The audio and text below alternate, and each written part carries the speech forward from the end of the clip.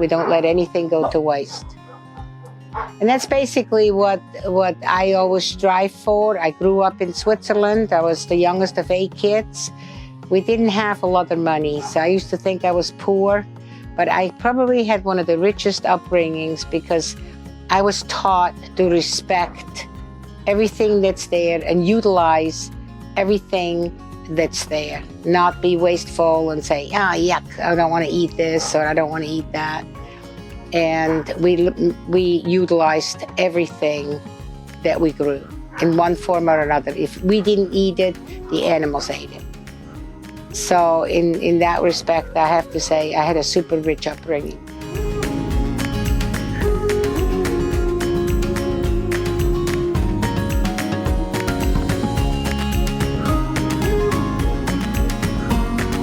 My name is Ruth Blue, and I'm the owner, general manager, jerk of all trades of Blue Oaks Ranch. And we started our ranch. My late husband and I started the ranch in 2003. I'm supposed to be retired, but to me, retirement is to do the things you enjoy doing. And I do enjoy my animals and what goes along with them. Including my cows. There is something about walking through your pastures and have your animals come to you and saying hi. You cannot replace that, and it's not the same as walking through a mall looking at stores.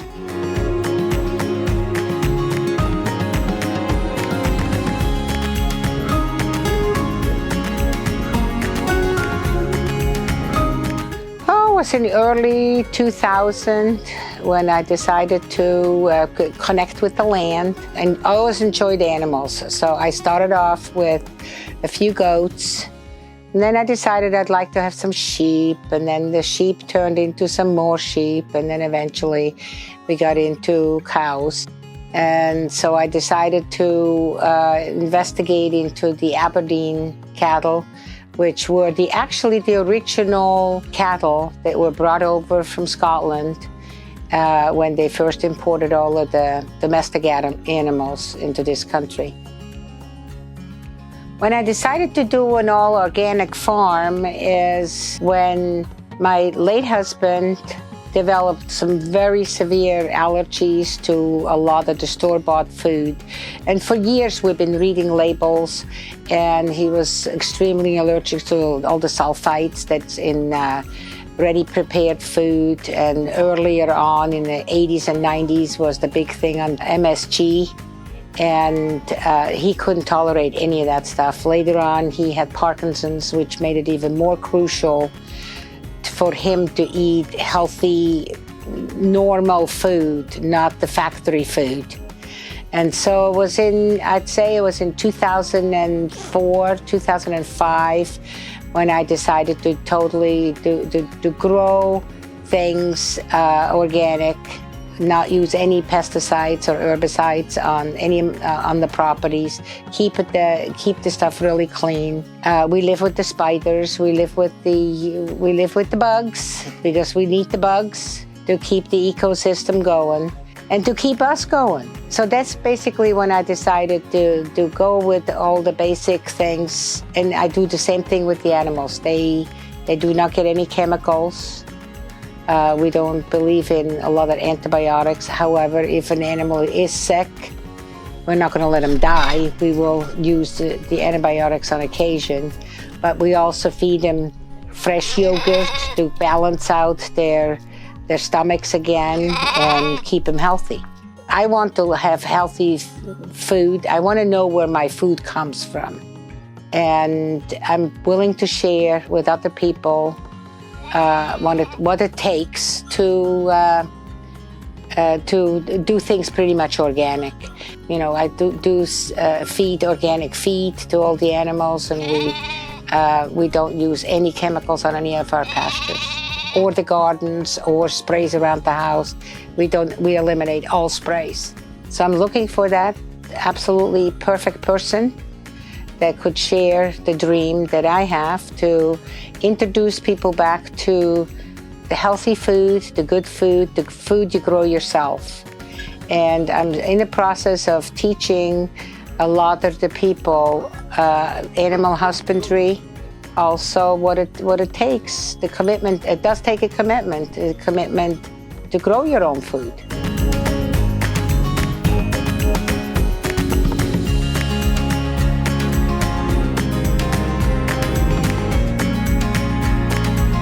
I do milk my East Frisian dairy sheep, make cheese, make an awesome pecorino with that milk. And then I do milk some Nubian dairy goats and make mostly for drinking, but I also make some yogurt and some fresh cheeses with the goat milk. The Katahdin sheep are just a really nice sheep. They mix well with the cows because they eat different things than the cows eat. They eat more of the weeds than the cows. They also will eat the tops off of star thistle, so eventually you can get rid of that noxious weed. Also, they are the only true American sheep. The breed was developed in Maine, and they named after Mount Katahdin in Maine. And Dr. Peel worked with developing that breed for over 30 years. And it is probably the nicest sheep breed. They're gentle, they're good mothers, they shed, you don't have to shear them. Their hoofs are sturdy and they're very parasite resistant. Again, that's part of having cleaner meat because you don't have to deworm them, because they're very healthy, very basically strong animals with a good immune system, so that they don't get sick from having parasites. Everybody has parasites. And it's just the problem is when the overload, when the animals aren't healthy enough and they get overrun with parasites, and if you don't do something about it, they'll die because they got too heavy a load of parasites. And so I have animals that have good immune systems so that we don't have to deworm them. So that's what I like about the Katahdins. Their hoofs are real strong and sturdy, so they don't need pruning. They don't need, I call it pruning, but it's trimming their hoofs very often. I've tried other sheep and don't like them as well as the Katahdins. So as long as I have sheep, I will stick with them. The Nubian goats, I started with them because they have these big floppy ears, and I just love the looks of them. And I also like their personalities. They're curious. They come and look and see what you're doing, and you pet me, you know. So, and all of the animals have to be social. If they don't want to be touched, if they don't come when we call them, if they're too hard to handle, I don't want them. I'm getting too old to have to chase animals all through the pastures and to doctor them if they are sick. So it's super important you have animals that you can handle by yourself, especially when you get up there in age yourself. And then later on, when I started milking the goats, which was in 2005, we loved the taste of the milk. It's a much, much creamier, much nicer tasting milk. It doesn't have that goaty taste that a lot of the commercial milk does. And so that's why we love that milk. The Frisians are a dairy breed. They were not introduced into this country until late 90s, early 2000. They're from the Frisian Islands of northern Germany, and they're primarily a very domesticated sheep. So they don't do really well in very large groups because they have been so domesticated.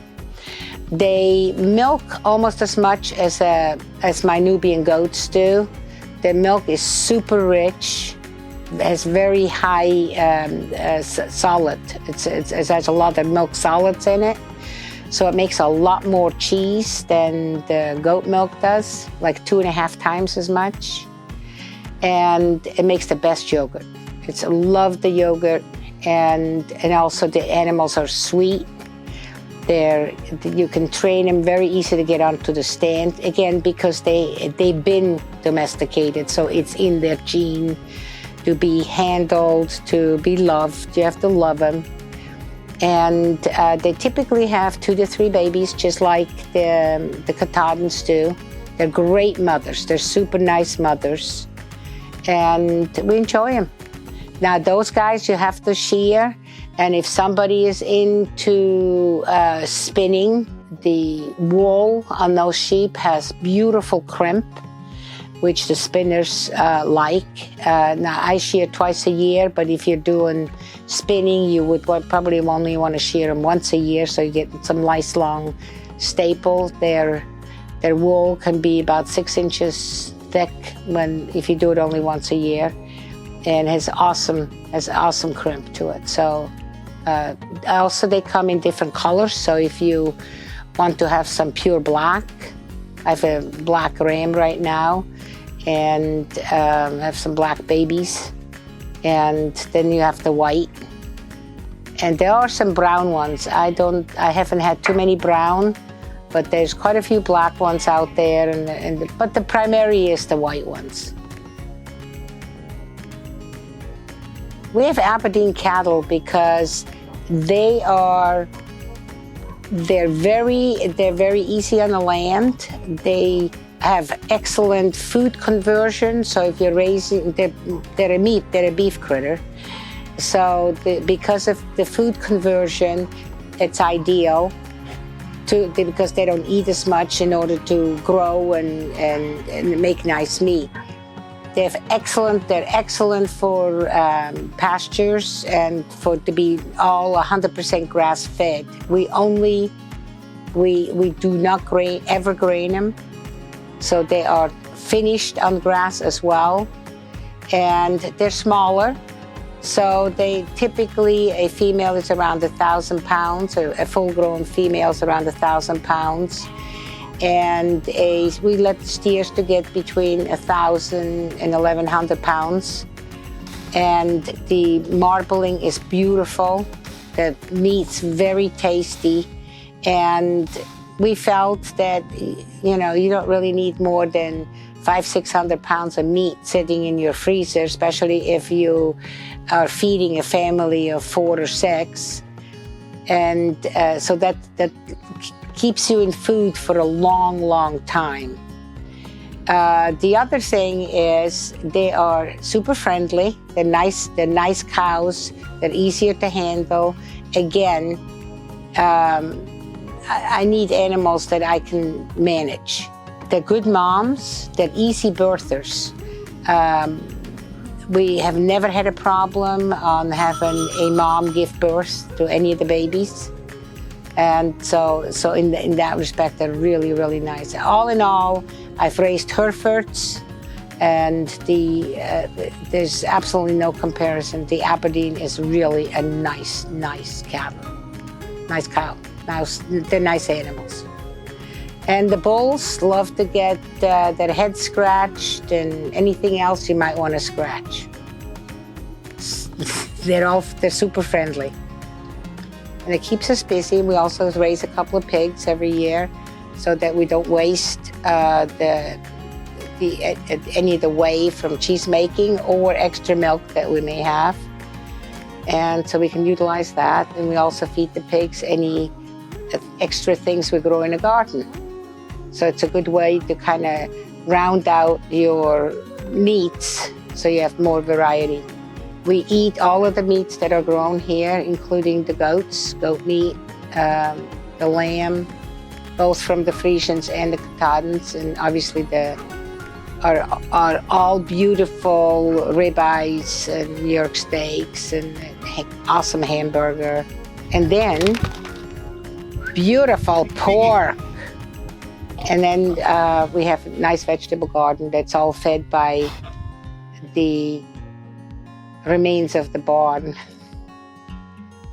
So it's all, all of our fertilizer is all organic fertilizer that basically is on the farm, and that's what we grow our vegetables in. We also have a nice orchard, and any of the extra fruits go to the animals. We don't let anything go to waste. And that's basically what I always strive for. I grew up in Switzerland. I was the youngest of 8 kids. We didn't have a lot of money, so I used to think I was poor, but I probably had one of the richest upbringings because I was taught to respect everything that's there and utilize everything that's there. Not be wasteful and say, ah, yuck, I don't want to eat this or I don't want to eat that. And we utilized everything that we grew in one form or another. If we didn't eat it, the animals ate it. So in that respect, I have to say I had a super rich upbringing. I have a super rich retirement. Yeah, I'd like to share my feelings and thoughts on this kind of lifestyle. It's a very rewarding lifestyle. There's so many fun things, so many happy moments, but there are also some very sad moments when, a birthing, it doesn't go quite right, or it comes time to where you have to make the decision. It's time for an animal to go bye-bye, and emotionally you're not quite ready, so that's hard. But all in all, it's probably one of the most rewarding lifestyles you could have. I think it's super important to have children exposed to the animals and where our food is coming from and how the food should be raised. And I do believe in every animal should have a good life. However long or short they are here, I think that they should be loved, they should be respected, and they should be treated very kindly. They should be housed properly and fed properly. And I think that we owe that to the animals that feed us. I've always been a big sharer on sharing my information, my knowledge with others, and I hope that a lot of other people will start getting back to basics and start growing their own food again, like we used to do when I was a kid. I'm supposed to be retired, but to me, retirement is to do the things you enjoy doing, and I do enjoy my animals and what goes along with them, including my cows. There is something about walking through your pastures and have your animals come to you and saying hi. You cannot replace that, and it's not the same as walking through a mall looking at stores.